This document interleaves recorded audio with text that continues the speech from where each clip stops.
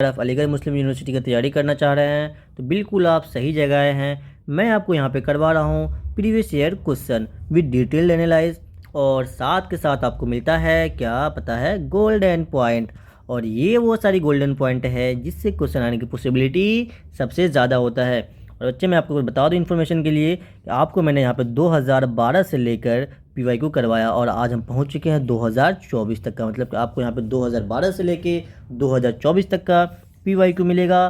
Science and maths and science दोनों का बिल्कुल आपको सबसे प्ले लिस्ट में मिल जाएगा, और अब डिस्क्रिप्शन में इसका लिंक मैं लगा दूंगा, वहाँ से भी जा सकते हो। और मेरी आपसे रिक्वेस्ट है, एग्ज़ाम देने से पहले पहले आप इतना पीवाईक्यू ज़रूर करके जाना। 2012 से लेकर 2024 तक का साइंस का भी कर लेना और मैथ्स का भी कर लेना, बिकॉज बहुत से क्वेश्चन क्या होते हैं भाई, रिपीट होते हैं। मैंने आपको जब पीवाईक्यू शुरू से करवा रहा हूँ आपको मैंने बताया, देखो ये पीवाईक्यू रिपीट में exact same to same repeat होते हैं। 25 में से मिनिमम आपको 5 से 10 क्वेश्चन आपको रिपीटेड मिलेगा, सेम टू सेम। अगर आपने 2012 से लेकर कर लिया तो सेम टू सेम तो मिलेगा ही मिलेगा, और मैं जो गोल्डन पॉइंट लिख रहा हूँ उससे भी आपको क्वेश्चन मिल जाएगा। मिनिमम आपको 25 में से 15 से 20 क्वेश्चन आपको मेरे इस नोट से मिलेगा, और 10 क्वेश्चन आपको क्या करना है भाई, जामिया का पीवाईक्यू करना है। अब जामिया का पीवाईक्यू करेंगे उससे पहले आप चैंपियन गाइड करेंगे और मास्टरिंग एनसीईआरटी करेंगे। मैं लास्ट में थोड़ा और डिस्क्रिप्शन में बता दूंगा इस आपको करना क्या है। चलिए फिर आज का स्टार्ट करते हैं 2024 का पीवाईक्यू, ठीक है बच्चे। तो क्या है भाई पहला क्वेश्चन, द फोर्स एग्जर्टेड, क्या है, the force exerted by charge body to another charge और अनचार्ज बॉडी। सिंपल सा अगर चार्ज की बात आए, अब मैंने आपको कई बार बोला चार्ज की बात है, आपका दिमाग कहाँ जाना चाहिए भाई मेरे, इलेक्ट्रोस्टैटिक फोर्स है। वो कौन सा फोर्स होता है, इलेक्ट्रोस्टैटिक फोर्स। अब मुझे बताएंगे फ्लूइड फोर्स क्या होता है।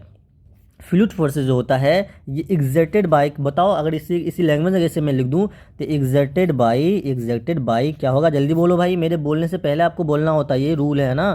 तो एग्जर्टेड बाई लिक्विड, जो फोर्स लिक्विड से लगे या गैस से लगे उसको हम क्या बोलते हैं भाई, उसको हम बोलते हैं फ्लूइड फोर्स बोलते हैं। और मुझे ये बता दें डायनेमिक फोर्स क्या होता है, बिल्कुल ये क्वेश्चन पूछा जा सकता है। फ्लूइड फोर्स तो बिल्कुल आ सकता है आपको, तो आपको ध्यान रखना है जो फोर्स लिक्विड से लगे जो गैस से लगे उसको हम क्या बोलते हैं, फ्लूइड फोर्स बोलते हैं। और इसके फ्रिक्शन को क्या बोलते हैं, ड्रग बोलते हैं, ठीक है। तो डायनेमिक फोर्स से क्या होता है बताओ जल्दी, जो फोर्स लगे बाय मोशन, है ना, जो फोर्स लगे किससे, बाय मोशन से लगे, ठीक है। अगर मोशन बॉडी में अगर कोई फोर्स लग रहा होता हो उसको हम बोलते हैं डायनेमिक। और काइनेटिक फ्रिक्शन क्या होता है बताओ जल्दी, काइनेटिक फोर्स क्या होता है। वैसे तो कोई स्टैंडर्ड फोर्स नहीं है, ठीक है, लेकिन एक काइनेटिक एनर्जी से रिलेशन, जब मोशन वगैरह में कोई बॉडी होता है ना तो उसमें काइनेटिक फोर्स लगता है, इसमें आपको जानने की जरूरत नहीं है। आते हैं नेक्स्ट क्वेश्चन, देखो बहुत ही आसान सा क्वेश्चन है। The projection of varying length producing out of the amoeba body is called, उसको बताओ क्या बोलते हैं भाई, अब मेरे से अच्छे से आपको पता है, उसको बोलते हैं सूडोपोडिया बोलते हैं, है ना। तो ऑप्शन नंबर इसका जो है सी जो है ये करेक्ट है। और सूडोपोडिया का आपको दूसरा नाम बिल्कुल पता होना चाहिए, इसको क्या कहना, इसको देखो इसके बारे में क्या क्या पता होना चाहिए। क्वेश्चन आ गया था बिल्कुल, इस बार रिपीट हो सकता है भाई, है ना। इसको हम सूडोपोडिया को दूसरा किस नाम से जानते हैं, फॉल्स फीट, ये आपको पता, फॉल्स फीट, ठीक है। इसका दूसरा नाम होता है फॉल्स फीट, या इसको हम बोलते हैं, क्या बोलते हैं जल्दी बोलो, टेम्पोररी प्रोजेक्शन। क्या किसका प्रोजेक्शन होता है, ये टेम्पोररी प्रोजेक्शन। इसको ध्यान देना, ये क्वेश्चन बिल्कुल पूछे जा सकते हैं इस बार, है ना, टेम्पोररी प्रोजेक्शन। देखो भाई मेरे मतलब कि क्वेश्चन सॉल्व करने से पहले आप ईमानदारी से क्या करेंगे भाई, अब वीडियो को पॉज करना है आपको और खुद से पहले आप सॉल्व करेंगे, देन आप सॉल्यूशन देखेंगे, ठीक है। तो ये क्या है, टेम्पोररी प्रोजेक्शन ऑफ साइटोप्लाज्मा पूछेगा। बताओ सूडो, इस बार पूछ सकता है, बताओ सूडोपोडिया होता क्या भाई, सूडोपोडिया क्या होता है, सूडोपोडिया होता है टेम्पोररी प्रोजेक्शन ऑफ साइटोप्लाज्मा, ठीक है। और इसी के हेल्प से क्या होता है भाई, एमीबा अपना मूवमेंट करता है विद द हेल्प ऑफ, इसमें तो मूवमेंट नहीं लिखा है तो मैं एक चीज और चलो इंक्लूड में कर देता हूँ। सूडोपोडिया के हेल्प से एमीबा क्या करता है, जल्दी बोलो क्या बोला मैंने अभी, एमीबा क्या करता है, सबसे पहले आपको याद रखना है। तो इस सूडोपोडिया के हेल्प से एमीबा मूवमेंट करता है, इसी के हेल्प से ये क्या करता है, मूवमेंट करता है। और इसी के हेल्प से ये इनगल्फ करता है, किसको भाई, इनगल्फ करता है फूड को। तो इतना आपको इसके बारे में इस बार पता होना चाहिए, बिकॉज क्वेश्चन रिपीट होते हैं और आपसे क्वेश्चन बिल्कुल ये पूछा जा सकता है, इसलिए मैं थोड़ा डिटेल बता रहा हूँ उसको। तो देखो सबसे पहले सूडोपोडिया में क्या पता होगा, फॉल्स फीट होता है। और सूडोपोडिया होता क्या है, सूडोपोडिया दूसरा नाम फॉल होता क्या है, ये टेम्पोररी प्रोजेक्शन है, किसका, साइटोप्लाज्मा का टेम्पोररी प्रोजेक्शन है। और सूडोपोडिया के हेल्प से एमीबा क्या करता है, मूवमेंट करता है और इनगल्फ फूड करता है, ठीक है। इतना आपको पता होना चाहिए इस टर्म से, बाकी और आपको ज़रूरत नहीं है। एक्टोपोडिया ये सब आपके इसमें नहीं है तो मैं इसमें ज़्यादा नहीं बताऊंगा, ठीक है, इसकी ज़रूरत है ही नहीं आपको। आते हैं क्वेश्चन नंबर 3। तो क्वेश्चन नंबर 3 देखो क्या कह रहा है कि अकॉर्डिंग टू 5R, 5R आपने पढ़ रखा होगा principle, which is responsible citizen should remember towards the developing an environment friendly habit, which of the following is not an 5R। इसमें तो बताओ 5R के अंदर इसमें से क्या नहीं आता। सबसे पहले मुझे जल्दी वीडियो आप पॉज कीजिए, जल्दी बताइए 5R में से कौन कौन सा आर आता है। जल्दी लिख लो भाई, जल्दी से। मेरे लिखने से पहले आपको लिखना है, वैसे मैं तो आपको लिख के बताऊंगा ही, लेकिन मेरे लिखने से पहले ईमानदारी से आपको लिखना है, ठीक है भाई। ईमानदारी, पढ़ाई में ईमानदारी बहुत ज़रूरी होती है, सिलेक्शन के लिए ईमानदारी बहुत ज़रूरी होती है। अरे कैसे कैसे बना रहा हूँ मैं, है ना, तो अच्छे से बनाओ। तो भाई ईमानदारी ईमानदारी ईमानदारी, ईमानदारी से कोई भी काम करोगे तो बिल्कुल आपका होता है ना, सफ़र बहुत आसान हो जाता था। सबसे पहले देखो 5R में सबसे पहला आर होता है क्या, आप जल्दी बोलो, रिफ्यूज़, रिफ्यूज़, है ना। और दूसरा क्या होता है, रिड्यूस। तीसरा बोलो क्या होता है, रीयूज़, रीयूज़। चौथा बताओ, रिसाइकिल। देखो सब में आर आ रहा है ना, इसलिए इसको बोलते हैं रिसाइकिल। और चौथा, पांचवा क्या होता है, जल्दी बोलो भाई मेरे, रिकवर, रिकवर। तो आपको ये 5R का सबसे पहले मतलब पता होना चाहिए कि 5R में क्या क्या इंक्लूड होते हैं।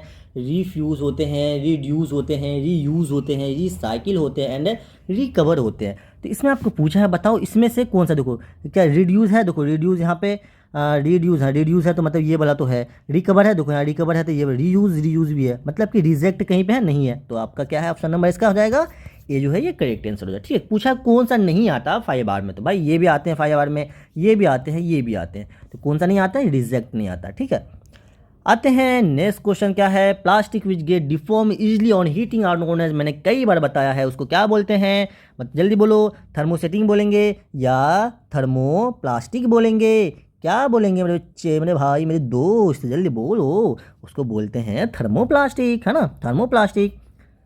तो थर्मोसेटिंग देखो, थर्मोप्लास्टिक में आपको मैं वो हमेशा बोलता हूँ भाई आपको एग्जाम्पल याद रखना है। मैंने कई बार इसका एग्जाम्पल लिख दिया है बट फिर अभी भी मैं आपको लिखूंगा। देखो इसके बारे में क्या याद रखना है कि इसको अगर हीट करते हो, क्या करते हो, थर्मोप्लास्टिक है ना, प्लास्टिक है, इसको हीट करते हो, हीट करने के बाद क्या होता है, ये सॉफ्ट हो जाता है। ठीक है, ये सॉफ्ट होता है। जब ये सॉफ्ट होगा तो इसे आप डिफॉर्म कर सकते हो, मतलब कि इसको कोई भी शेप आप दे सकते हो। जैसे आते हैं भाई प्लास्टिक दे दो, या पूरा ये दे दो, वो दे दो, है ना। तो प्लास्टिक क्यों ले जाते हैं भाई, उसे क्या फ़ायदा ले जाने के बाद, वो प्लास्टिक को ले जाते हैं, उसे वहाँ पे हीट करते हैं, हीट करके सॉफ्ट करते हैं, फिर उसको दूसरा शेप दे देता है, फिर भाई ये चीज़ आपके पास आता है। ठीक है, इसको क्या बोलते हैं, थर्मोप्लास्टिक बोलते हैं। एक आता है थर्मोसेटिंग। थर्मोसेटिंग क्या होता है, थर्मोसेटिंग होना है यहाँ पे, थर्मोसीलिंग लिख दिया। तो थर्मोसेटिंग क्या होता है, थर्मोसेटिंग वो होता है जिसको आप हीट करो तो वो अगर हार्ड हो जाएगा, हार्ड करना, उसे डिफॉर्म नहीं कर सकते हैं। तो इसमें मैं आपको कई बार बोला हूँ भाई, इसमें आपका एग्जाम्पल आपको बिल्कुल पता होना चाहिए। जल्दी बोलो एग्जाम्पल क्या क्या, दो मैंने आपको एग्जाम्पल लिखा है, दो एग्जाम्पल मैंने कई बार बताया है, बोलो जल्दी से।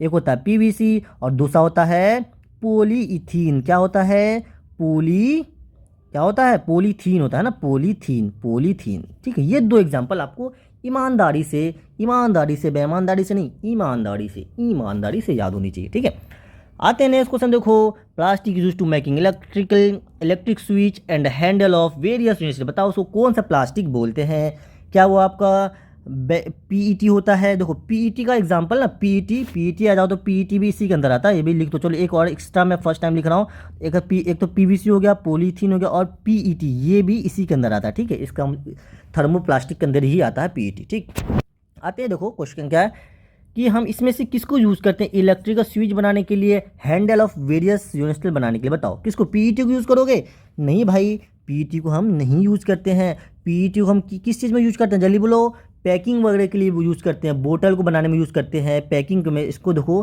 पीईटी का आपको फुल फॉर्म पता होना भाई, थोड़ा सा डिटेल में आज बताऊंगा आपको, बिकॉज ये 2014 का क्वेश्चन, सॉरी 2024 का क्वेश्चन 2025 में रिपीट होकर जरूर आता है ना। मतलब एक साल पहले का क्वेश्चन 100% कुछ न कुछ क्वेश्चन रिपीट होते हैं, उसके ऑप्शन से उसके इससे। ठीक है, तो सबसे पहले आप पीईटी का मुझे फुल फॉर्म बता दें। तो पीईटी का फुल फॉर्म बताओ क्या होता है, पॉलीथीन, है ना, लिख दो। देखो ये इसका फुल फॉर्म है, ध्यान देना इसको, पॉली इथाइलिन, इथाइलिन। ठीक है, पॉली इथाइलिन। उसके बाद टेरी मेथलेटिक, ये इसका फुल फॉर्म होता है। और इसको हम यूज़ कहाँ करते हैं, इसको हम यूज़ करते हैं पीईटी को यूज्ड इन, ध्यान देना ये सारी चीज़ें आ सकता है बिल्कुल, यूज्ड इन किसको बनाने के लिए यूज़ करते हैं, जल्दी बोलो, बोतल बनाने के लिए यूज़ करते हैं इसको यूज़ करते हैं सिंपली बोतल वगैरह जो आप बनते हो पीते हो ना, बोतल में जो पानी पीते हो, जो बोतल बने हुए होते हैं वो बोतल इसी का बना होता है, बोतल से बनाने में यूज़ करते हैं। और इसको हम पैकेजिंग वगैरह में यूज़ करते हैं। किसके लिए यूज़ करते हैं? पैकेजिंग। जो कुछ पैक वगैरह जैसे आप जाते हो कुछ लाते हो दुकान वगैरह से, उसको देखते हो सील पैक कर देता है, तो ज़्यादातर उसमें पीईटी यूज़ होता है। ये दो आपको इसका यूज़ पता होना चाहिए। और आपका जो फिलहाल जो पूछा गया उसका ऑप्शन में बताओ क्या हो जाएगा? ऑप्शन है उसका बी जो है वो करेक्ट हो जाएगा। और बताओ बैकलाइट एंड मेलामाइन ये किसका एग्जाम्पल है? ये दोनों जो एग्जाम्पल है जल्दी बताओ, ये किसका एग्जाम्पल है भाई मेरे? ये दोनों एग्जाम्पल है थर्मोसेटिंग का है। किसका एग्जाम्पल है भाई? यही मैं बता रहा था, एक होता है थर्मोप्लास्टिक, होता है थर्मोसेटिंग। ये एग्जाम्पल है थर्मोसेटिंग। बहुत डिटेल में भाई इसको करके जाना है, बिल्कुल क्वेश्चन रिपीट होते हैं। अब मुझे बताएंगे थर्मोसेटिंग होता क्या है भाई? थर्मोसेटिंग क्या होता है? अगर आप थर्मोसेटिंग प्लास्टिक को क्या करें, अगर हीट करें इसे, क्या करेंगे इसे, ऐसा अब हीट करेंगे तो ये सॉफ्ट नहीं होकर ये क्या होता है? जल्दी बोलो। ये आपका हार्ड हो जाता है। और इसको हम रीशेप क्या दे सकते हो? रीशेप कोई दूसरा शेप दे सकते हो? नहीं, अब इसे दूसरा शेप नहीं दे सकते, लेकिन हम थर्मो प्लास्टिक को दे सकते हैं सॉफ्ट, इसे डिफॉर्म कर सकते हैं, लेकिन इसे हम डिफॉर्म नहीं कर सकते हैं। ये आपको पता होना चाहिए, बिल्कुल बिल्कुल बिल्कुल बिल्कुल पता होना चाहिए मेरे भाई, ठीक है।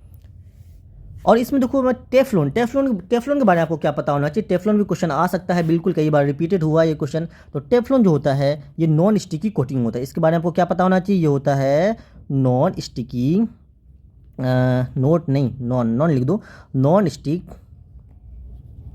कोटिंग, ठीक है। नॉन स्टिकी कोटिंग डायरेक्ट पूछता, बताओ इसमें से नॉन स्टिकी कोटिंग का एग्जांपल क्या? टेफ्लॉन है। तो ये चार चीज़ आपको बिल्कुल अच्छे लेवल पे पता होना चाहिए। थर्मोसेटिंग एग्जांपल क्या है? Bakelite, melamine. और थर्मोसेटिंग एग्जांपल क्या है? पीवीसी, पॉलीथीन, पीईटी, ठीक है। थर्मोसेटिंग होता क्या है? थर्मोसेटिंग वो होता है जिसको अगर हीट करें हम तो अगर वो हार्ड हो जाएगा, वो डिफॉर्म नहीं करेगा। लेकिन थर्मोप्लास्टिक क्या होता है? जिसको अगर हम हीट करें तो वो क्या हो जाएगा? सॉफ्ट हो जाएगा, उसे हम डिफॉर्म कर सकते हैं। इतना आपको पता होना जिसका, इससे ज़्यादा की जरूरत नहीं है फिलहाल। आते हैं नेक्स्ट क्वेश्चन, देखो क्या micro commonly use to production of bread and alcohol. भाई कई बार बता दे यार, जल्दी बोलो कौन सा माइक्रो होता है? बताओ क्या वो बैक्टीरिया होता है, क्या वो फंगी होता है? देखो भाई, तो आपको यहाँ पे अब ध्यान ये रखना है कि ईस्ट के हेल्प से आप क्या बनाते हो। देखो मैं यहाँ पे लिख देता हूँ प्यारा सा बिल्कुल छोटा सा डायग्राम बना के। ईस्ट से आप क्या बनाते हो? जल्दी बोलो। ईस्ट से आप बनाते हो अल्कोहल बनाते हो, है ना, अल्कोहल। और क्या बनाते हो ईस्ट से? जल्दी बोलो। ईस्ट से तो बनता है आपका ब्रेड बनता है। ये दोनों किससे बनता है? ईस्ट के हेल्प से बनता है। अब मुझे सबसे पहले ये बताएंगे, ईस्ट से जब आपका अल्कोहल बन रहा होता है, ईस्ट से जब ब्रेड बन रहा होता है, तो इसको हम क्या बोलते हैं? तो इसको कौन सा प्रोसेस बोलते हैं? ये जो प्रोसेस होता है, इसी प्रोसेस को क्या बोलते हैं भाई मेरे? इस प्रोसेस को बोलते हैं हम फर्मेंटेशन प्रोसेस बोला जाता है। और एक चीज़ में जो स्पेशल है उसको क्या ध्यान रखना है, जब आप ब्रेड बना रहे होते हैं तो इससे एक गैस रिलीज होता है। बताओ कौन सा गैस रिलीज होता है? एक गैस रिलीज होता है, उस गैस को क्या बोलते हैं भाई? उस गैस का नाम है कार्बन डाइऑक्साइड, उसको CO2 बोलते हैं शॉर्ट में, कार्बन डाइऑक्साइड, ठीक है। अब मुझे ये बताएंगे कि जो ईस्ट है ये किसका एग्जाम्पल? ये बैक्टीरिया है, फंगी है, वायरस या प्रोटोजोआ है? बिल्कुल यही क्वेश्चन आपसे पूछा गया है। ये जो ईस्ट है, ये ईस्ट क्या है मेरे भाई? ये ईस्ट जो है ये आपका फंगी है, ठीक है मेरे भाई। ये क्या है? ये फंगी है। तो इतना समझ में आया? ईस्ट से हम क्या क्या बनाते हैं? अल्कोहल बनाते हैं, ब्रेड बनाते हैं। और इसको हम यूज़ कहाँ करते हैं? जो ब्रीविंग इंडस्ट्रीज़ वगैरह होता है ना, वहाँ भी इसको यूज़ करते हैं ब्रेड वगैरह बनाने के लिए, ठीक है। ब्रीविंग इंडस्ट्रीज़, तो ब्रीविंग BREWING लिख लेना, इंडस्ट्रीज आप लिख लेना नोट्स में अपने, तो इसको वहाँ भी हम यूज़ करते हैं, ठीक। अब मुझे ये बताएंगे, ये कार्बन डाइऑक्साइड जो निकलता है ये कब निकलता है? हाँ बताओ ये कब निकलता है? जब देखो आप ब्रेड वगैरह बना रहे होते हैं ना, वहाँ पे एक पूरा सा होल हो जाता है, उस होल के थ्रू ये आपका गैस निकलता है। किसके थ्रू निकलता है भाई ये गैस? ये गैस होल के थ्रू निकलता है। और ये होल इसको क्या कर देता है? डक कर देता है, डक राइजिंग है, DOUGH होता है, या पोरस कर देता है, ठीक। ये ध्यान रखना आपको। ये आपका फिलहाल का आंसर क्या? Option number B. जो आई होप कि ये क्वेश्चन आपको बहुत अच्छे लेवल पे समझ में आ गया होगा। और मैं जो पॉइंट लिख रहा हूँ बहुत इंपॉर्टेंट पॉइंट है, इसको आपको ध्यान देना अच्छे से। अब मुझे बताएंगे कौन बैक्टीरिया के बारे में कौन कौन सा बैक्टीरिया आपको पता होना चाहिए। आपको यहाँ पे 2 बैक्टीरिया पता होना चाहिए। एक आपको होना चाहिए लैक्टोबैसिलस, एक होना चाहिए राइजोबियम। तो लैक्टोबैसिलस के लिए हम क्या करते हैं? दो बैक्टीरिया पता होना चाहिए। एक होता है लैक्टोबैसिलस, सिर्फ एल भी कर दो, चलो पूरा ही ले देता हूँ, लैक्टोबैसिलस। इसके हेल्प से क्या करते हो? लैक्टोबैसिलस के हेल्प से क्या होता है? जल्दी बोलो। इसके हेल्प से आप मिल्क को कन्वर्ट करते हो किस चीज़ में भाई, मिल्क को कन्वर्ट करते हो कर्ड में, तो ये आपका होता है लैक्टोबैसिलस। उसी टाइप से एक बैक्टीरिया होता है राइजोबियम। देखो आप ध्यान देना, लैक्टोबैसिलस किसका एग्जाम्पल है भाई, ये बैक्टीरिया है, ठीक है, ध्यान देना ये बैक्टीरिया है। एक और आता है जिसका नाम है क्या, जिसका नाम है राइजोबियम। राइजोबियम क्या नाम है उसका, राइजोबियम। राइजोबियम तो बताओ राइजोबियम, राइजोबियम पे आपका सबसे पहले ध्यान देना, ये भी बैक्टीरिया का एग्जांपल है। और इसके हेल्प से बताओ क्या होता है, इसके हेल्प से करते हो आप नाइट्रोजन फिक्सिंग। इसमें ध्यान रखना है कि राइजोबियम के हेल्प से हम क्या करते हैं भाई, नाइट्रोजन फिक्सिंग करते हैं। और बताओ ये राइजोबियम कहाँ पे प्रेजेंट होता है, ये रूट में प्रेजेंट होता है। कैसे प्लांट के रूट में प्रेजेंट होता है, लिग्यूमिनस के प्लांट में प्रेजेंट होता है, लिग्यूमिनस, लिग्यूमिनस प्लांट के रूट में प्रेजेंट होता है। बस इतना जान लो, इससे ज़्यादा की आपको ज़रूरत नहीं है। क्या फिर से एक बार मैं रिमाइंड करा दूँ, मतलब रिवाइज करवा दूँ। बैक्टीरिया आप सबसे पहले ध्यान रखना, लैक्टोबैसिलस एक बैक्टीरिया, लैक्टोबैसिलस क्या है, बैक्टीरिया है। और लैक्टोबैसिलस के हेल्प से क्या होता है, मिल्क को हम कर्ड में कन्वर्ट करते हैं, ठीक है। और राइजोबियम भी एक बैक्टीरिया का एग्जांपल है, वो भी किस में कन्वर्ट होता है, वो हम उसको राइजोबियम को हेल्प करते हैं नाइट्रोजन फिक्सिंग बैक्टीरिया, मतलब नाइट्रोजन फिक्सिंग में हेल्प करते हैं। ये प्रेजेंट होता है रूट में, और कैसे प्लांट में, लिग्यूमिनस प्लांट में। उसी टाइप से आते हैं फंगी। देखो ईस्ट जो है ये किसका एग्जाम्पल है, फंगी का एग्जाम्पल है। ईस्ट के हेल्प से हम अल्कोहल बनाते हैं, ब्रेड बनाते हैं, कौन सी इंडस्ट्री में, ब्रीविंग इंडस्ट्रीज वगैरह में, ठीक है भाई।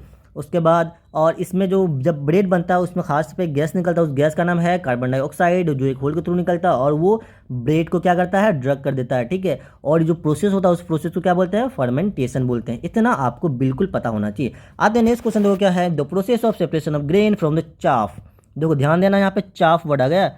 ये क्वेश्चन इस बार जामिया में पूछा गया था, देखो रिपीटेड क्वेश्चन है।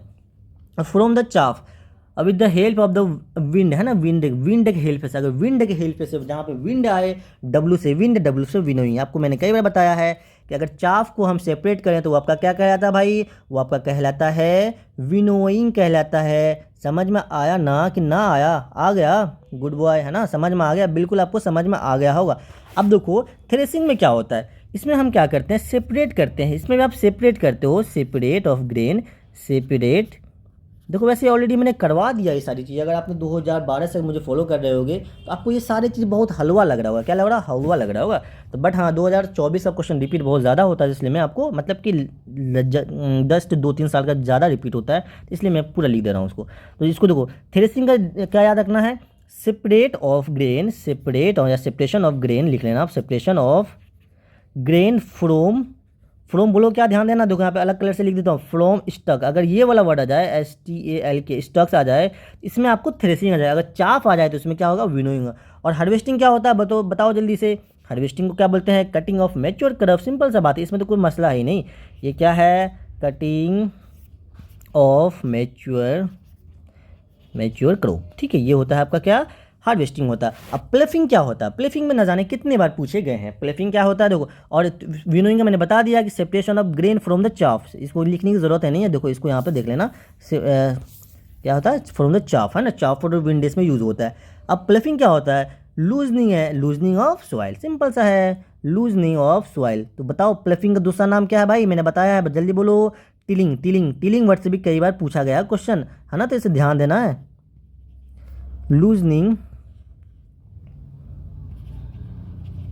लूजनिंग ऑफ सॉइल, ठीक है, लूजनिंग ऑफ सॉइल। अगर सॉइल को हम लूजनिंग करें वो मेरा क्या कहता है, प्लफिंग। और प्लफिंग का दूसरा नाम क्या है भाई, प्लफिंग का दूसरा नाम है टिलिंग, TILLING। तो ये ध्यान देना आपको। आई होप कि ये सारे के सारे थ्रेसिंग क्या होता है, हार्वेस्टिंग क्या होता है, विनोइंग क्या होता है, प्लफिंग क्या होता है, आपको क्लियर हो गया होगा। और ऐसा और भी अच्छे लेवल पर क्लियर करना है तो आप क्या करें, चैंपियन गाइड देख लो। बहुत 25 मिनट का लेक्चर है चैंपियन गाइड। हर देखो चैंपियन गाइड में मैंने हर चैप्टर को 25 मिनट में करवाया है। 25 से 30 मिनट के अंदर आपको A to Z आपको कंसेप्ट क्लियर हो जाएगा। और वहाँ भी मैंने आपको इंपॉर्टेंट 10 क्वेश्चन मैंने करवाया है, हर चैप्टर में 10 से 15 क्वेश्चन मैंने करवाया है, ठीक है भाई। आप चैंपियन गाइड जरूर कर लेना। आप चैंपियन गाइड करने में आपको पूरा, अगर पूरा देखो A to Z chapter complete करना चाहो तो मैक्सिमम बोल रहा हूँ, मिनिमम नहीं, मैक्सिमम आपको 5 घंटा लगेगा। 5 घंटे में आपका पूरा साइंस रिवाइज हो जाएगा with important concept, important question A to Z आपको मिलेगा।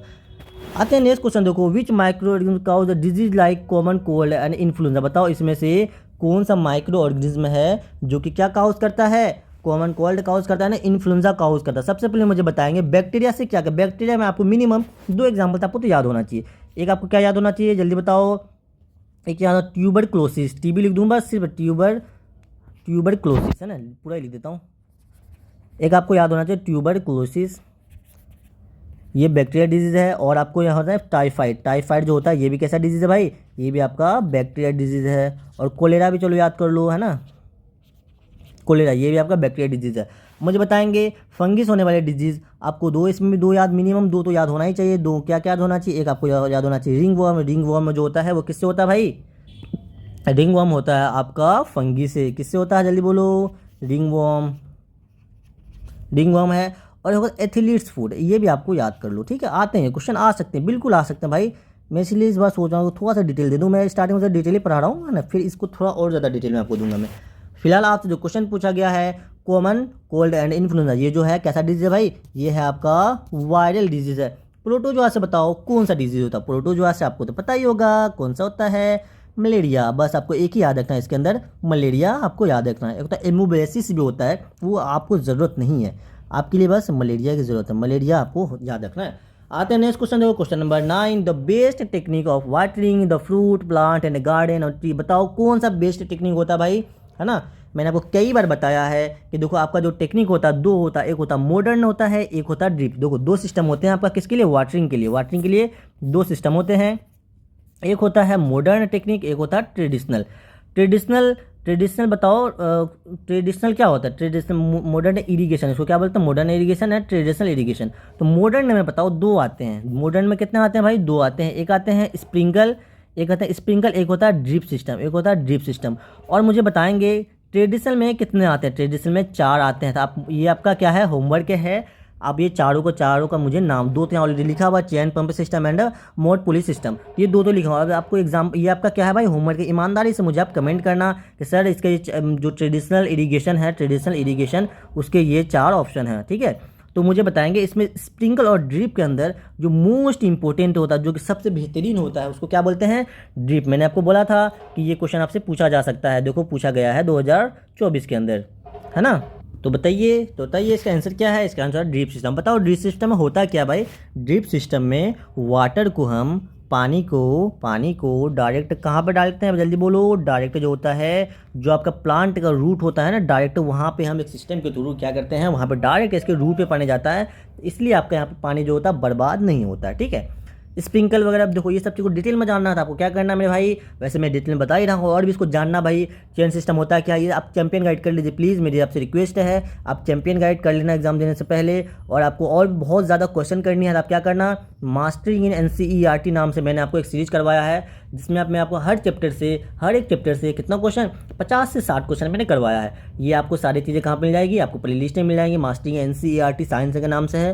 और आपको चैंपियन गाइड मिल जाएगा कहाँ पे, ये भी आपको प्ले लिस्ट में मिल जाएगा। बिल्कुल ये दोनों कर लेना एग्जाम देने से पहले, आपको बहुत बहुत बहुत मज़ा आएगा, देख लेना आप, है ना। मुझे याद करोगे, मुझे एग्जाम हॉल में एक सर ने बोला था, मैंने किया था रियली, वो मुझे मेरे लिए बहुत बेनिफिशियल है। क्वेश्चन नंबर 10 देखो क्या है, फॉर चिल्ड्रेन वे आज के arrange due to rolling study, ये सिंपल सा बात, इसे क्या किस में कन्वर्ट करने का रहा है, अरेंज इन डिसेंडिंग ऑर्डर। तो मैंने आपको क्या बताया है कि आप जो स्टैटिक फ्रिक्शन के बारे में क्या याद रखे हैं, सबसे पहले आप हमेशा लिखें स्टैटिक फ्रिक्शन लिखें हैं। कौन सा फ्रिक्शन लिखेंगे, सबसे पहले स्टैटिक लिखेंगे, उसके बाद कौन सा होता है भाई, उसके बाद होता है स्लाइडिंग होता है, और उसके बाद क्या होता है, रोलिंग।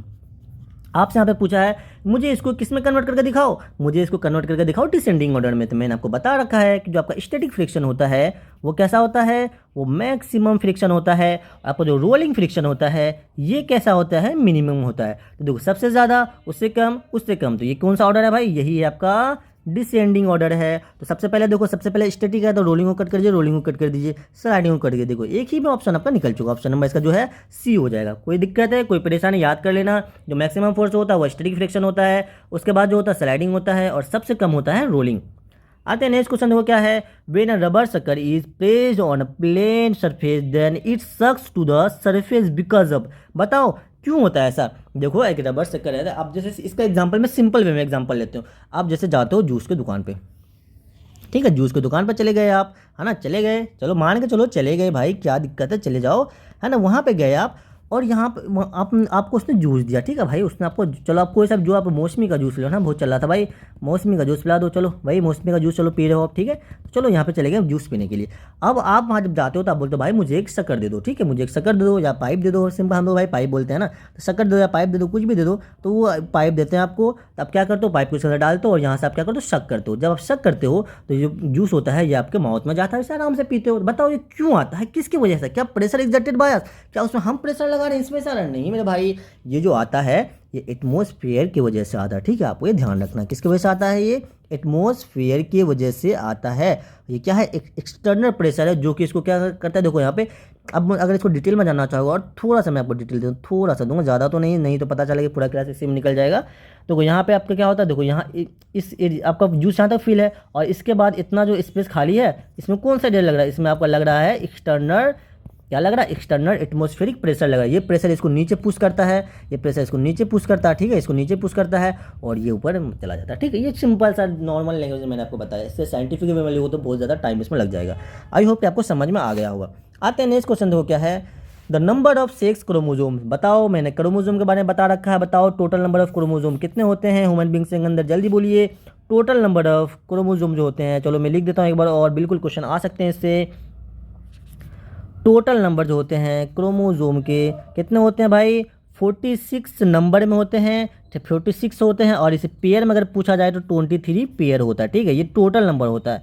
और इस 46 के अंदर 46 को फिर दो पार्ट में आप डिवाइड करते हो, दो पार्ट में अगर डिवाइड करते हो तो एक आता है क्या, ऑटोजोम, एक होता है ऑटोजोम, ऑटोजोम चलो पूरा लिख देता हूँ, एक होता है ऑटोजोम, एक होता है सेक्स क्रोमोजोम, एक होता है सेक्स क्रोमोजोम। ऑटोजोम का जो नंबर हो जाता है 46 में से 44 जो होते हैं वो ऑटोजोम होते हैं, नंबर पूछा 44। अगर इसे पेयर में देखो तो पेयर में कितना हो जाएगा, 44 का पेयर लगाओ कितना हो जाएगा, 22 पेयर होता है, ठीक, ये ध्यान देना, आपको ये क्वेश्चन पूछा जा सकता है। देखो 46 में 44 तो आपका ऑटोजोम हो गया, तो बचे कितने, दो बचे, तो दो आपके क्या हो गए भाई जल्दी, दो जो हो गए वो आपके सेक्स क्रोमोजोम है। अगर इसी में अगर पेयर पूछे तो एक जो पेयर होता है वो आपका क्या होता है, सेक्स क्रोमोजोम। आपसे फिलहाल यहाँ पे क्या पूछा, देखो नंबर पूछा है, अगर पेयर पूछता तो फिर ऑप्शन इसका अलग हो जाता है, नंबर पूछा है, नंबर है तो 1 तो नहीं होगा, तो क्या हो जाएगा भाई, ऑप्शन नंबर इसका जो है करेक्ट हो जाएगा, क्या हो जाएगा, 2 करेक्ट हो जाएगा। और कौन कौन सा सेक्स क्रोमोजोम होता है, जल्दी बोलो, एक होता है एक्स, एक होता है वाई, तो ये दो आपके क्रोमोजोम होते हैं, ठीक है, एक होता है एक्स होता है और दूसरा होता है वाई होता है। और इसमें अगर फीमेल के लिए देखो, अगर इसमें फीमेल के लिए देखो तो फीमेल के लिए क्या होता है, एक्स होता है, और मेल के लिए देखें तो क्या होता है, एक्स वाई होता है। ये सब आपको पता होना चाहिए, छोटी छोटी बातें हैं, बिल्कुल आपको ये पता होगा, तो यहाँ ध्यान देना है। टोटल नंबर ऑफ क्रोमोजोम पूछे तो 46, नंबर पूछे तो 46, पेयर पूछे तो 23। उसी टाइप से ऑटोजोम का नंबर पूछे तो 44, अगर पेयर पूछे तो 22। सेक्स क्रोमोजोम का नंबर पूछे तो 2, पेयर पूछे तो 1। यहाँ पे आपसे नंबर पूछा गया इसलिए यहाँ पे 2 हो जाएगा, ठीक है, इस ध्यान देना इसको। आते हैं नेक्स्ट क्वेश्चन, क्वेश्चन नंबर 13 पे पहुंच चुके हैं। तो क्वेश्चन नंबर 13 क्या करा, the male sex hormone is, बताओ इसमें से मेल सेक्स हार्मोन कौन सा है, एस्ट्रोजन है क्या, या टेस्टोस्टेरोन है, प्रोजेस्टेरोन या इंसुलिन है। आपको यहाँ पे पता होना चाहिए, जो एस्ट्रोजन है ये कैसा हार्मोन है, ये फीमेल सेक्स हार्मोन है, ना कि मेल सेक्स हार्मोन है। ये कैसा भाई, ये है फीमेल, इस बार आपसे पूछ सकता है, बताओ फीमेल सेक्स हार्मोन कौन सा है, ये है फीमेल सेक्स हार्मोन है, ये है ना भाई, ध्यान देना इसको। उसी टाइप से प्रोजेस्टेरोन जो है ये भी आपका क्या है, फीमेल सेक्स हार्मोन है, ठीक है भाई, ध्यान देना इसको। लेकिन आपका जो टेस्टोस्टेरोन है ये क्या है, ये है आपका मेल सेक्स हार्मोन। इसमें देखो आपको एक्स्ट्रा में क्या पता होना चाहिए, एक्स्ट्रा क्या मतलब जो आपके बुक में दे रखा है और इसके मतलब इसके इर्द गिर्द क्या पता होना चाहिए। जो आपका जो फीमेल सेक्स हार्मोन है ये कहाँ से रिलीज होता है, रिलीज होता है फ्रॉम कहाँ से रिलीज होता है, ये फ्रॉम ओवेरी से ये निकलता है, ठीक है जी, ध्यान देना। उसी टाइप से आपका जो मेल सेक्स हार्मोन है, बताओ ये कहाँ से रिलीज होता है, ध्यान देना, आर लिख दूँ, बस आर लिख दूँ, रिलीज फ्रॉम जल्दी बोलो भाई, टेस्टिस, फ्रॉम टेस्टिस। बिल्कुल ये सारी चीज़ें पता होना चाहिए आपको। देखो यहाँ पे अब पूछा है इंसुलिन कहाँ से रिलीज होता है, तो इंसुलिन रिलीज होता है, ये आपका रिलीज होता है फ्रॉम पैनक्रियाज, है ना, ये पैनक्रियाज से रिलीज। और इसका काम क्या होता है, इसका काम होता है रिगुलेट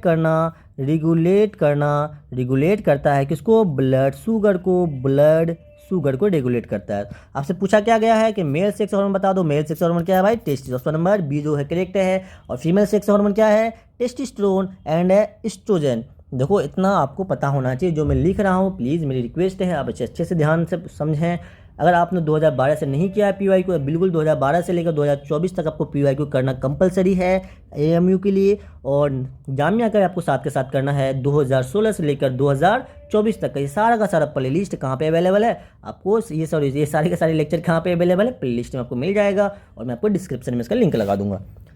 क्वेश्चन नंबर 14 देखो क्या है, डोली the ship was produced by, बताओ डोली जो है वो किससे होता है, बडिंग या क्लोनिंग। अरे भाई क्लोनिंग होता है ना, बडिंग तो क्या होता है, बडिंग बताओ किसके अंदर पाया जाता है, बडिंग का एग्जांपल किसका होता है, बडिंग सबसे पहले क्या है, एसेक्सुअल रिप्रोडक्शन है, एसेक्सुअल रिप्रोडक्शन है, ध्यान देना है। और ये बडिंग किसके अंदर होता है, हाइड्रा के अंदर होता है और ईस्ट के अंदर। दो आपको एग्जाम्पल मैंने बता रखा है ऑलरेडी, एक आपको याद रखना, एक होता है हाइड्रा, छोटा लिखो थोड़ा सा, ज़्यादा बड़ा हो रहा है ना, छोटा लिखो। तो मज़ा आ रहा ना भाई मेरे कि नहीं आ रहा, मज़ा आ रहा तो बता दो कि हाँ सर मज़ा आ गया सर। अगर मज़ा आया तो बिल्कुल बताना भाई आपको 2024 का क्वेश्चन सॉल्व करके कैसा लगा। अगर मज़ा आया तो आप क्या करो, ईमानदारी से मुझे कमेंट करके बता देना कि सर बहुत मज़ा आया है ना भाई। अब देखो इंटरनल जो होता है, इंटरनल फर्टिलाइजेशन किसके अंदर होता है, जल्दी बताओ। इंटरनल फर्टिलाइजेशन और एक्सटर्नल फर्टिलाइजेशन में क्या डिफरेंस है। इंटरनल फर्टिलाइजेशन वो होता है जिसके अंदर फर्टिलाइजेशन किसके अंदर हो, बॉडी के अंदर हो। और एक्सटर्नल क्या होता है, जो बॉडी के बाहर हो, एक्वेटिक के अंदर होता है एक्सटर्नल फर्टिलाइजेशन। अब मुझे बताएंगे बाइनरी फिजन ये किसके अंदर होता है ज़्यादातर। तो बाइनरी में भी आपको दो एग्जाम्पल याद रखना है बाइनरी के अंदर। बाइनरी किसका एग्जाम्पल है भाई, एक तो होता है बैक्टीरिया के अंदर होता है आपका क्या, बाइनरी फ्यूजन से होता है। और इसके अंदर एक होता है जो एमीबा, ये तो आपको पता ही होना चाहिए। आई होप कि आपको मज़ा आ रहा होगा, है ना। अब मुझे थोड़ा सा ये बता दें कि डोली जो होता है, डोली क्या था। एक तो देखो डोली आपका शिप था, ये तो सही बात है, ठीक है। इसके अंदर क्या होता है, अब मुझे डोली के बारे में आप क्या क्या जानते हो, ये आपका होमवर्क है। इसके अंदर दो शिप को लिया गया था, है ना। आपको पता है कि सोमेटिक सेल न्यूक्लियर जो ट्रांसफर वगैरह किया जाता है। मुझे थोड़ा सा इसके बारे में आपको क्या क्या आता है, ये आपका होमवर्क है, मुझे आप कमेंट करके जरूर बताएं, मैं भी जानूंगा आप इसके बारे में क्या क्या जानते हो, ठीक है। आते हैं नेक्स्ट क्वेश्चन, देखो क्वेश्चन नंबर 15। तो all organism other than bacteria and blue green algae are known as. Simple सी बात है, आपसे पूछा है प्रोकार्योटिक या यूकार्योटिक। मैंने आपको बताया है कि बताओ जल्दी से प्रोकार्योटिक क्या होता है। प्रोकार्योटिक का एग्जांपल आपको क्या याद रखना है, प्रो लिख दो यार ना, प्रो समझ है ना, प्रोकार्योटिक लिखा हुआ है। इसका जो एग्जांपल होता है, इसका एग्जांपल होता है बैक्टीरिया। इसका एग्जांपल क्या होता है, बैक्टीरिया होता है। और बैक्टीरिया का एग्जांपल क्या, देखो बैक्टीरिया के अंदर ही आता है क्या भाई मेरे, ब्लू ग्रीन एल्गी बैक्टीरिया है, बिल्कुल बैक्टीरिया है।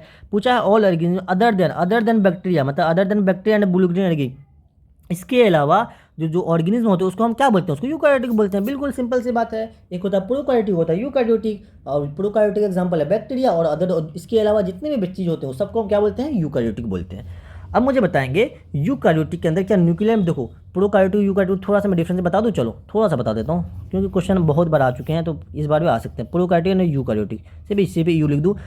प्रोकार्योटिक का सबसे पहले आपको तो एग्जांपल पता होना चाहिए बैक्टीरिया, सबसे पहले इसका एग्जांपल क्या पता होना चाहिए, बैक्टीरिया पता होना चाहिए। इसका अदर देन बैक्टीरिया जितना भी है, जैसे आपका वायरस हो गया, फंगी हो गया, है ना, प्लांट हो गया, एनिमल, वो सारे के सारे होते हैं इसके अंदर। और देखो इसमें मेन जो पॉइंट आपको प्रूव कर, इसके अंदर न्यूक्लियस क्या होते हैं, न्यूक्लियर मेम्ब्रेन, एनएम लिख दूँ सिर्फ, न्यूक्लियर मेम्ब्रेन क्या होते हैं, अब्सेंट होते हैं। इसके अंदर न्यूक्लियर मेम्ब्रेन क्या होते हैं, प्रेजेंट होते हैं।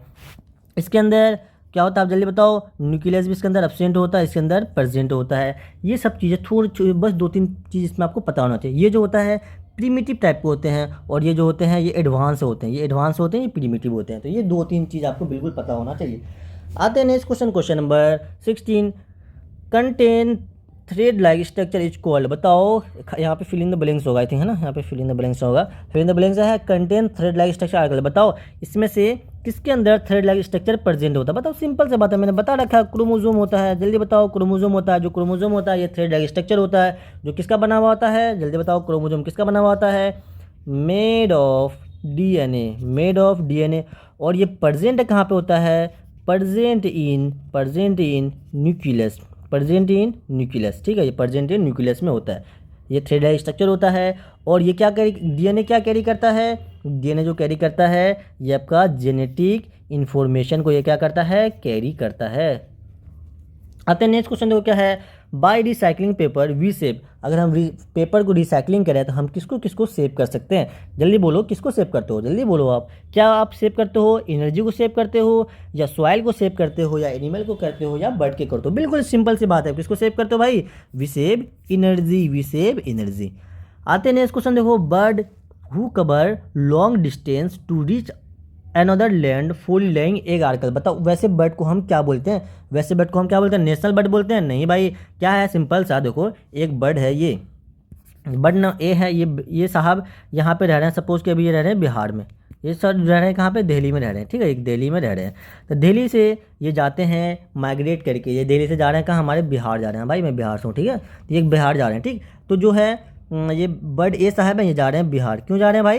क्यों जा रहे हैं? क्योंकि उसको दिल्ली पसंद नहीं आया, है ना, अरे नॉर्मल बात है, तो इसको दिल्ली सही नहीं लगा, तो ये कहाँ जा रहे हैं भाई? अंडे देने के लिए कहाँ जा रहे हैं? अपने बिहार जा रहे हैं, ठीक। तो बताओ ये इस बर्ड को हम क्या बोलते हैं? ये एक जगह से दूसरे, एक स्टेट से दूसरे स्टेट जा रहे हैं, इसको बोलते हैं माइग्रेटरी बर्ड। और बताओ ये क्यों जाता है? ये क्यों जाता है? जल्दी बोलोगे। ये जाता है क्योंकि देखो दिल्ली का कंडीशन सिंपल से, ये वो सारे बर्ड होते हैं ये जहाँ पे रह रहे होते हैं ना, तो वहाँ पे इसका कंडीशन थोड़ा सा मतलब ख़राब हो जाता है, वहाँ पर मौसम वगैरह होता है, चेंज होने लगता है, जिसको वो सर्वाइव नहीं कर सकते, इसलिए वो ऐसा प्लेस खोजता है जहाँ पे ब्रीडिंग करे अच्छे से, मतलब अंडे पूरे दे, बच्चे पैदा करे, है ना, कोई दिक्कत ना हो, कोई परेशानी हो, कोई दुख तकलीफ ना हो, इसलिए वो हमारे बिहार जाएंगे। और बिहार तो भाई अपना ज़बरदस्त है, कोई दिक्कत नहीं इसमें। हाँ आप मुझे बताएंगे, इसका 2 एग्जाम्पल याद कर लो आप, है ना, इसका 2 या 1 है, चलो 2 आप लिखा देता हूँ ना, 2 ही कर दो। 2 एग्जाम्पल इसका याद देना है, याद कर लेना, सिंपल सी बात है। एक होता है सिबिरियन होता है, सिबिरियन क्रेन, है ना, ये आपको ध्यान देना है, सिबिरियन क्रेन। और दूसरा भी याद कर लो, क्या दूसरा क्या था भाई? शायद था अर्टार्टिक, है ना, अर्टार्टिक टर्न। तो आपको मेन एग्जांपल याद रखना सिबिरियन क्रेन, इसका एग्जांपल याद रखना सिबिरियन क्रेन। अब मुझे बताएंगे कार्निवोरस क्या होता है यार? कार्निवोरस वो होता है, जल्दी बताओ क्या होता है, बता देंगे यार। सिंगिंग बर्ड क्या होता है? ये सब आते नहीं है ना, छोड़ो उसको। तो विच of the following fibre has highest tensile strength? में बताओ कौन सा फाइबर है जिसके पास हाईएस्ट टेंसाइल स्ट्रेंथ है? कौन सा है? क्या वो कॉटन होगा? लगता है आपको कॉटन होगा? बिल्कुल नहीं यार, कॉटन क्यों होगा? वो होता है आपका, क्या होता है? नायलॉन होता है। और मुझे ये बताएंगे नायलॉन के बारे में थोड़ा सा मैं आपको इन्फॉर्मेशन, एक तो आपको आप याद होना चाहिए, ये हाईएस्ट टेंसाइल स्ट्रेंथ होता है इसके अंदर, ठीक है। और इसको हम यूज़ कहाँ करते हैं? नायलॉन को हम यूज करते हैं, यूज्ड इन, बताओ क्या क्या बनाने में यूज़ करते हैं? इसको हम रस्सी बनाने में यूज़ करते हैं, रोप से बनाने में यूज़ करते हैं। जो आपका फिशिंग नेट होता है ना, फिशिंग जो मछली वगैरह मारते हो क्या आप लोग? तो मछली जो मारते हैं, जो फिशर होते हैं ना, वो उसके अंदर उसको यूज़ करते हैं। और इसको जो यूज़ करते हैं वो पैरासूट में यूज़ करते हैं। ये 3 आपको इसका यूज़ पता होना चाहिए। अब क्वेश्चन आ चुके हैं इससे कई बार, इसलिए मैं आपको लिख दे रहा हूँ। ये पैराशूट से इससे बनते हैं क्या क्या? देखो नायलॉन जो होता है इसका हाईएस्ट टेंसाइल स्ट्रेंथ होता है, क्यों? और हाईएस्ट टेंसाइल स्ट्रेंथ होने के वजह से इसका हम क्या बनाते हैं? रस्सी बनाते हैं इसके हेल्प से। फिशिंग थोड़ा साफ लिख दो भाई, है ना, बच्चे सोचेंगे यार। फिशिंग नेट बनाते हैं और पैरासूट बनाते हैं, ठीक। आते हैं नेक्स्ट क्वेश्चन, देखो क्या है, what role does penicillin play in medicine? बताओ पेनिसिलिन का क्या रोल है मेडिसिन के अंदर? क्या वो इन्फेक्शन काउज करेगा? नहीं भाई, ये तो बैक्टीरिया को किल करता है, ये काउज क्यों करेगा? क्या ट्रेड बैक्टीरिया? बिल्कुल बिल्कुल सही बात है, यही तो मैंने बोला अभी। ये क्या होता है? ट्रेड करता है बैक्टीरिया। जो भी आप देखो, पेनिसिलिन क्या है? सबसे पहले पेनिसिलिन आपको पता है ये आपका एंटीबायोटिक है। पेनिसिलिन क्या भाई? ये आपका है एंटीबायोटिक है, ठीक है, ये फर्स्ट एंटीबायोटिक है। ये क्या है? ये ध्यान रखना, ये फर्स्ट एंटीबायोटिक है, एंटीबायोटिक है, फर्स्ट एंटीबायोटिक है। और मुझे ये बता दो, इसी, है ना, बता दिया। आपका होमवर्क क्या है? चलो बता ही देता हूँ। एडवर्ड जेनर या Louis Pasteur? Edward Jenner, Louis Pasteur, जल्दी बोलो। तो आपका ये होमवर्क क्या है कि मुझे ये बताएंगे कि इसका जो डिस्कवरी किया था, किसने किया था, और कौन सी कंडीशन में किया था, और किसके हेल्प से किया था। ये 3 क्वेश्चन है। किसने किया था, कब किया था, पहला है कि किसने किया था, और कब किया था, और किसके हेल्प से किया था। ये 3 आपका होमवर्क है, ऑलरेडी मैंने बता रखा है। अगर आपने शुरू से देखा आपको पता होगा, अगर नहीं तो आप क्या करें, इसका आप सर्च करें ताकि आपको ये याद रहेगा। आते हैं नेक्स्ट क्वेश्चन। नेक्स्ट क्वेश्चन देखो क्या है, what is the primary mode of reproduction in protozoa? बताओ प्रोटोजोआ का प्राइमरी मोड ऑफ रिप्रोडक्शन क्या है? क्या वो बाइनरी फ्यूजन होता है, या वेजिटेटिव प्रोपेगेशन है, या फ्रेगमेंटेशन है, या है आपका स्पोर फॉर्मेशन? तो बिल्कुल आपका जो सही आंसर है वो क्या हो जाएगा भाई? वो हो जाएगा आपका, क्या हो जाएगा? बाइनरी फ्यूजन हो जाएगा। बाइनरी फ्यूजन तो है, ये इसका है प्राइमरी होता है, ठीक है। अब मुझे ये बताएंगे बाइनरी फ्यूजन का एग्जांपल और याद रखना। आपको एक एग्जांपल क्या याद रखना, जल्दी बोलो। एक मैंने आपको बताया है, एम्यूबा याद रखना है। एम्यूबा का भी होता है प्राइमरी, और पैरामीशियम, और क्या है? पैरामीशियम। ये भी चलो एक्स्ट्रा मैं आपको लिखवा रहा हूँ, पैरामीशियम। अब मुझे बताएं वेजिटेटिव प्रोपेगेशन क्या होता है? वेजिटेटिव प्रोपेगेशन क्या होता है? ये जो होता है, इसमें प्लांट का किसी भी पार्ट को आप कट कर लीजिए और उसको ग्रो कीजिए, इससे क्या होता है? पूरा प्लांट आपका बन जाता है, ठीक है। ये होता है वेजिटेटिव प्रोपेगेशन। और ये जो, अब मुझे बता दें जल्दी से, फ्रेगमेंटेशन। फ्रेगमेंटेशन का एग्जांपल मैंने बताया कि आपको? बिल्कुल बता रखा भाई। कुछ बता रखा था, ये आपका एग्जांपल, ये आपका होमवर्क है। स्पोर फॉर्मेशन का ये भी आपका होमवर्क है। ये देखो बहुत ज़्यादा होमवर्क क्यों दे रहा हूँ, क्योंकि आपको पता होना चाहिए सारे, ऑलरेडी मैंने बता रखा है भाई, इसलिए मैं दे रहा हूँ होमवर्क आपको। फ्रेगमेंटेशन का प्लेन एरिया के बारे में पढ़े हो क्या? प्लेन एरिया, तो प्लेन एरिया होता है, चलो प्लेन एरिया हो गया, स्टार फिश हो गया। और स्पोर फॉर्मेशन में चलो मैं ये बता दूँ, बोलोगे सर लास्ट है सर इसमें होमवर्क बस दिए जा रहा हो आप। इसका क्या होता है, ये होता है फंगी होता है। इसके अंदर planaria and star fish, star fish ये दो आपको पता होना। स्टार फिश अंदर प्लेनेरिया होता है आपको फ्रेगमेंटेशन से, और स्पोर फॉर्मेशन के अंदर आता है आपका फंगी। आते हैं नेक्स्ट क्वेश्चन, देखो question number 22, what is the purpose of crop rotation in agriculture. Crop rotation का क्या पर्पज होता है? देखो ये डायरेक्ट मैंने ये क्वेश्चन करवाया है किसके अंदर, जल्दी बोलो, चैंपियन गाइड के अंदर। इसलिए आपको रिक्वेस्ट है मेरी कि भाई आप चैंपियन गाइड जरूर करना। इससे क्या होता है, क्रॉप रोटेशन हेल्प से हम क्या करते हैं, to maximize yield of single crop. क्या एक ही क्रॉप के हेल्प से हम, नहीं भाई ऐसा कुछ नहीं है, तो ऐसा कुछ नहीं है। इसके हेल्प से क्या करते हैं भाई, इसके अंदर प्रिवेंट करते हैं spread of disease. Option number इसका जो है बी जो है ये करेक्ट है। रिड्यूस सॉइल इरोजन, रिप्लेसमेंट, ये सब कुछ भी गलत, ये सब गलत बात है। ऑप्शन नंबर इसका जो है बी सही है। Which tool commonly use sowing seed, बताओ इसमें से हम कौन सा टूल को यूज़ करते हैं, किसके लिए, सोइंग सीड के लिए। क्या हु यूज़ करते हैं, नहीं, हु से आप क्या करते हो, हु से क्या करते हो भाई, हु से आप करते हो सोइंग, हु के हेल्प से क्या करते हो, नहीं सोइंग नहीं, इसके हेल्प से करते हो आप क्या बोलते हैं उसको भाई, वीडिंग है ना, इसके हेल्प से क्या करते हो, वीडिंग करते हो, या आप करते हो प्लफिंग करते हो, ये दोनों इसके हेल्प से किया जाता है, प्लफिंग। और जो सीड ड्रिल होता है इसी के हेल्प से आप क्या करते हैं, जल्दी बोलें, इसी के हेल्प से आप करते हैं आप सोइंग ऑफ सीड। और प्लफ के हेल्प से क्या करते हैं, बिल्कुल प्लफ के हेल्प से भी आप क्या करते हैं, प्लफिंग करते हैं। प्लफिंग में दूसरा नाम लिख रहा हूँ क्या है, टिलिंग, आपको ध्यान देना है, टिलिंग बोले या प्लफिंग बोले ये दोनों सेम चीज़ है। रेक वगैरह जो होता है, रेक के हेल्प से आप क्या करते हो, तो लिख देता हूँ, वैसे आपके एनसीईआरटी में मैंने तो नहीं पढ़ा अभी तक, बट इसके हेल्प से करते हैं लेवलिंग करते हैं, ये भी एक दूसरा नाम है लेवलिंग का, ठीक है, लेवलर का दूसरा नाम है रेक। तो आपको ध्यान देना है कि सोइंग सीड के किसके कौन से टूल के हेल्प से करते हैं, हम सीड ड्रिल के हेल्प से करते हैं। और हु के हेल्प से क्या करते हैं, वीडिंग करते हैं। वीडिंग क्या होता है, जल्दी बोलो, वीडिंग होता है रिमूवल ऑफ अनवांटेड प्लांट, जो कि आपका जो मेन प्लांट है उसके साथ जो ग्रो हो जाता है उसको हम रिमूव करने के लिए हम करते हैं वीडिंग। आते हैं नेक्स्ट क्वेश्चन देखो क्या है, question number 24, which device is use to protect building from the effect. बताओ प्रोटेक्ट लाइटनिंग इफेक्ट से क्या करते हैं भाई, लाइटनिंग कंडक्टर या इंसुलेटर। इसमें बच्चे कन्फ्यूज होते हैं, ध्यान देना आपको। लाइटनिंग तो आपको पता होता है, लाइटनिंग तो पता होता है नो डाउट, लेकिन आप इंसुलेटर एंड कंडक्टर में मतलब कि ये होता है कन्फ्यूज हो जाते हो। तो आपको हमेशा याद रखना है क्या होता है भाई, कंडक्टर होता है, ठीक। इलेक्ट्रोस्कोप से हम क्या हेल्प करते हैं, बताओ, इसके हेल्प से हम करते हैं डिटेक्ट करते हैं, किसको भाई, डिटेक्ट करते हैं चार्ज को हम डिटेक्ट करते हैं। ध्यान देना, ये क्वेश्चन में बहुत बार पूछा है, चार्ज वर्ड जहाँ भी आ जाए, डिवाइस कौन सा डिवाइस यूज़ करते हैं किसको डिटेक्ट करने के लिए, चार्ज हो तो हम इलेक्ट्रोस्कोप यूज़ करते हैं। तो ध्यान देना चार्ज वर्ड पे। आते हैं next question, which of the following is not a safety major during the thunder stone. बताओ इसमें से क्या सेफ्टी नहीं है जब हम थंडर स्टोन में होते हैं, जल्दी बोलेंगे बच्चे। नोट पूछा है, जस्ट पे मत लगा देना कि हाँ। स्टे अवे फ्रॉम द पोल, बिल्कुल ये बात तो सही है। शट डोर वेकेशन, ये भी सही है। बाथिंग शुड बी अवॉइड, बिल्कुल सही बात है।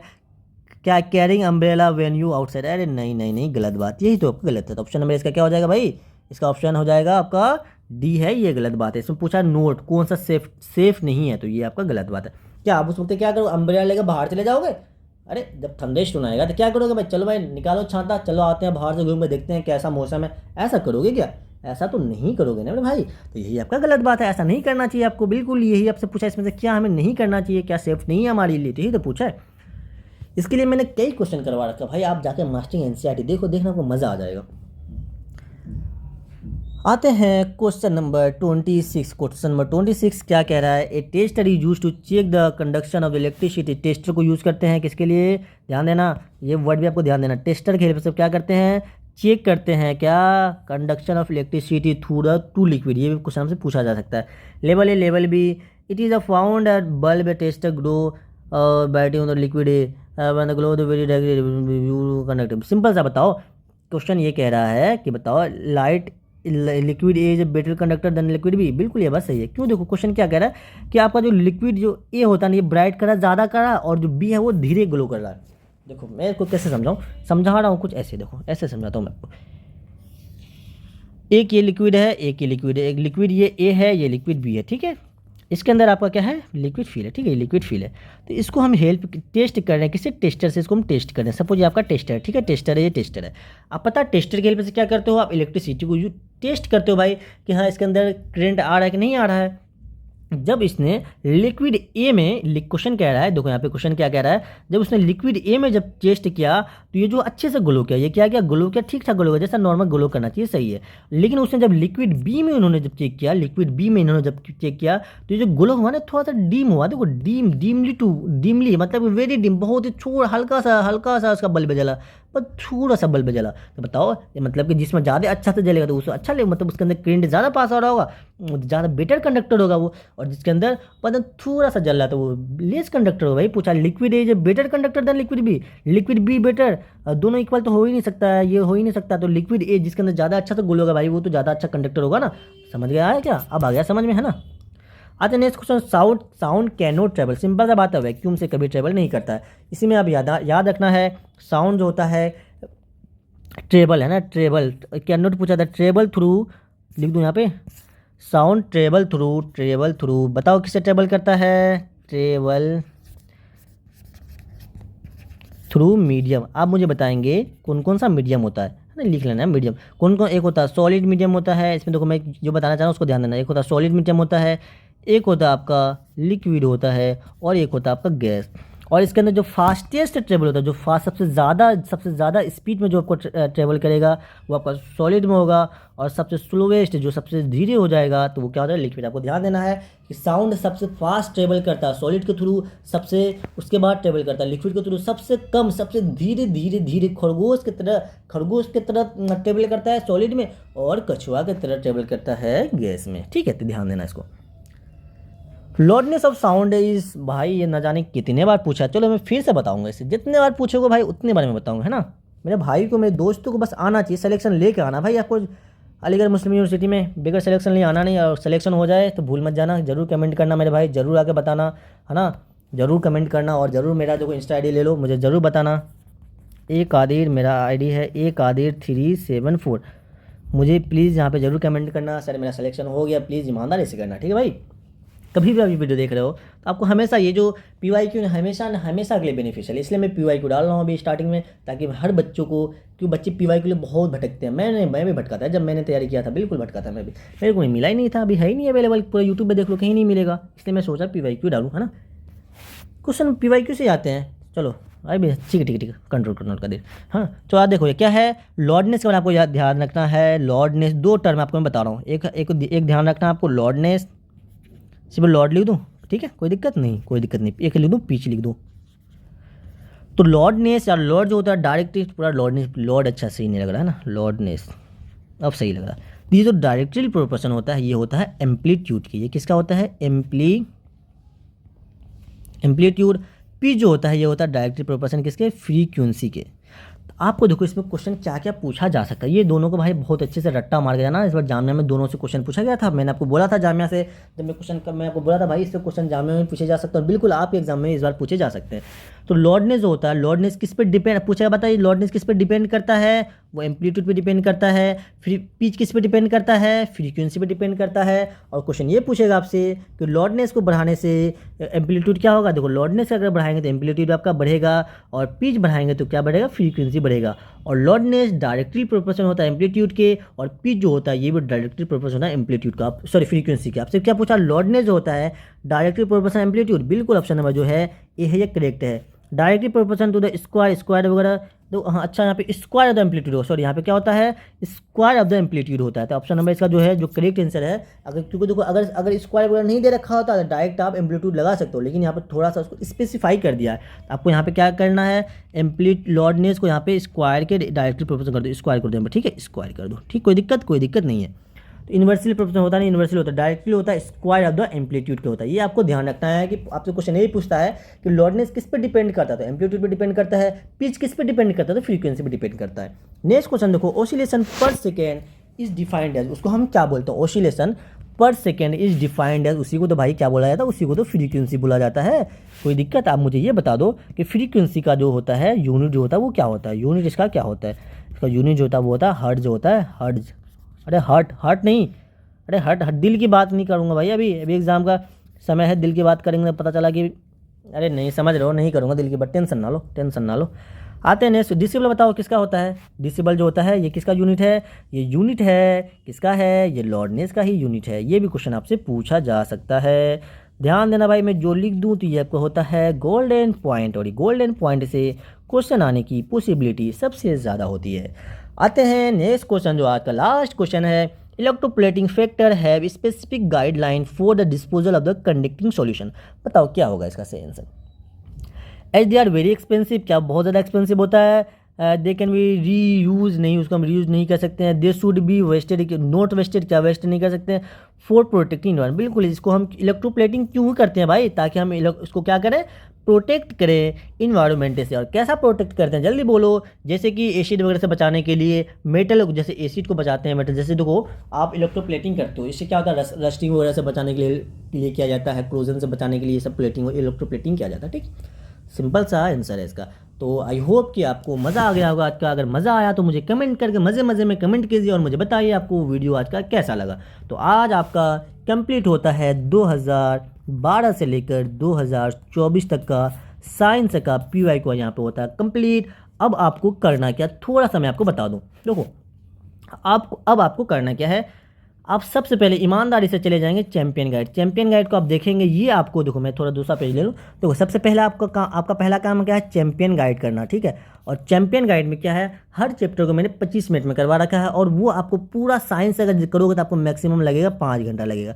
उसके बाद आ जाना आप किस में, मास्टरिंग इन NCERT। मास्टरिंग इन NCERT में आ जाएंगे, ये भी आपको प्ले लिस्ट में मिल जाएगा और मैं आपको डिस्क्रिप्शन में लिंक दे दूंगा। ये अगर पूरा करते हो अभी आपको लगता है 10 घंटे में। 10 घंटे में मास्टरिंग इन NCERT में क्या है, मास्टरिंग इन NCERT में है आपका मोस्ट इंपॉर्टेंट क्वेश्चन है, जो कि हर चैप्टर से मैंने 50 क्वेश्चन करवाया। 50 क्वेश्चन भाई बहुत होते हैं, और आपको पता है मैं इसी टाइप से क्वेश्चन करवाया हूँ, बस ऑप्शन नहीं, इसी टाइप से मैं बताया कि भाई अच्छे से देखो ना, आपको 1000+ क्वेश्चन वहाँ पर मिल जाएंगे। तो आपको ये करना है।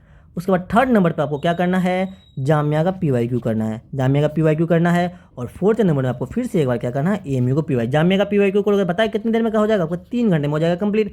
और AMU का आपको पता ही है, ये भी आपको मैक्सिमम 6 घंटा में, मैंने देखा नहीं इसे, 6 घंटा मिनिमम ये भी हो जाएगा कंप्लीट। तो 10 5 15, 15 और 6 कितने होते हैं, जल्दी बोलो भाई, 21 और 3 24। अब एवरेज ले लो 20 घंटा के अंदर, अगर चाहो आप तो अब साइंस में कितना नंबर लेगा। अगर ये 20 घंटा अपना दे देते हो तो मेरी गारंटी आपको 25 में 25 लाने से कोई नहीं रोक सकता। और मैं आपके लिए लास्ट में लेकर आऊँगा साइंस के लिए स्पेशल, क्या लेकर आऊँगा, साइंस और मैथ्स के लिए सिलेक्शन एक्सप्रेस। उसे करना बिल्कुल मत भूलना भाई। और अब मैंने जो जामिया के लिए मैंने जो सिलेक्शन एक्सप्रेस करवाया था, अब अगर आपने देखा होगा वीडियो, तो वीडियो ऑलरेडी मतलब अपलोडेड है, प्ले लिस्ट में आपको मिल जाएगा। जामिया के लिए मैंने जो सिलेक्शन एक्सप्रेस कराया था, और उसमें से मैंने 25 क्वेश्चन में जामिया में से मेरे जो सिलेक्शन एक्सप्रेस कितने लेक्चर के थे, बस 2 लेक्चर के थे, उसमें मैंने 100 क्वेश्चन लगभग करवाया था। तो 100 में से और उस 25 में जो टोटल कितने क्वेश्चन आए, तो उससे भाई 25 में से बस सिलेक्शन एक्सप्रेस से 21 क्वेश्चन आए थे। 21 से 22 क्वेश्चन सिलेक्शन एक्सप्रेस से ही आए थे। अगर आप चाहो तो वीडियो पर आपका अवेलेबल है यूट्यूब पे, आप देख सकते हैं बिल्कुल। इसीलिए आपके लिए मैं लेकर आऊँगा सिलेक्शन एक्सप्रेस, किसके लिए भाई, साइंस के लिए लेकर आऊँगा और मैथ्स के लिए लेकर आऊँगा। तो आपको ईमानदारी से बस इस चीज़ को फॉलो करना है। अब आपका PYQ यहाँ से होता है कंप्लीट, आपको चैंपियन गाइड करना है, उसको मास्टरिंग NCERT करना है, जामिया का PYQ करना है, और आपको AMU का PYQ करना है, और लास्ट में आपको कर लेना सिलेक्शन एक्सप्रेस। इससे ज़्यादा आपको साइंस में करने की बिल्कुल ज़रूरत नहीं है। अब आप मैं आपके लिए मैथ्स के लिए कुछ स्पेशल लेकर आऊँगा, ठीक है। तो thank you so much for watching this video. देखो भाई, अगर फर्स्ट टाइम आए हो तो प्लीज़ आप चैनल को क्या करना, सब्सक्राइब कर लेना, ताकि आपको नोटिफिकेशन मिलता रहे। और वीडियो को पसंद आए तो आप उसे लाइक कर देना, अपने दोस्तों से जरूर शेयर करना यार, है ना। और सबसे खास बात, आप कमेंट कर जरूर बताइए आपको वीडियो आज का मज़ा आया या नहीं आया। अभी आपका चैनल पेज है, आप चाहो से सब मतलब कि फॉलो कर सकते हैं, बिल्कुल आपको फॉलो करना। और ये मेरा इंस्टा ID है ना। अगर कोई डाउट हो और आपने सिलेक्शन के बाद मुझे यहाँ पे ज़रूर मैसेज करना कि सर आपने जो पढ़ाया सर, बिल्कुल आपके नोट्स से क्वेश्चन आए या नहीं आए, बिल्कुल मुझे बताना। अगर क्वेश्चन आए तो भी बताना, ना आए तो भी बताना, बिल्कुल आप मुझे यहाँ पे कमेंट करना। ये इंस्टा ID है मेरा, AKadir374। तो ईमानदारी से बस पढ़िए, है ना, बिंदास से, टेंशन नहीं लेना है। अब आपके लिए SST का वीडियो पता है मैं अपलोड कर रहा हूँ, SST भी आपको प्लेलिस्ट में मिल जाएगा, और मैथ्स भी आपके लिए ला ही रहा हूँ, मैथ्स भी आपको मिल जाएंगे। तो thank you so much for watching this video. मिलते हैं फिर नेक्स्ट लेक्चर में, तब तक के लिए ओके, अपना ख्याल रखना, बिंदास होकर पढ़ाई कीजिए, है ना मेरे बच्चे, मेरे दोस्त, मेरे भाई, है ना।